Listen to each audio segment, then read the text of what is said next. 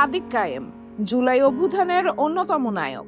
আন্দোলনের সময় ছিলেন ঢাকা বিশ্ববিদ্যালয় শিবিরের সভাপতি।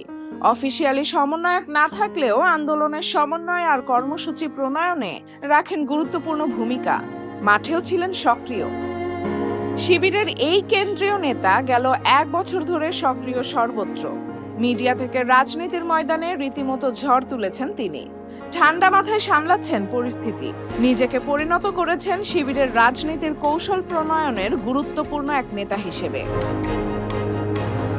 ডাকসু নির্বাচনে ভিপি প্রার্থীদের মধ্যে সাদিক কায়েমই সম্ভবত এখন সবচেয়ে আলোচিত। প্রচারণায়ও খানিকটা এগিয়ে। হাস্যজ্জ্বল সাদিক কায়েম বুকে টেনে নিচ্ছেন প্রতিপক্ষকেও। ইতিহাস তাকে ডাকছে।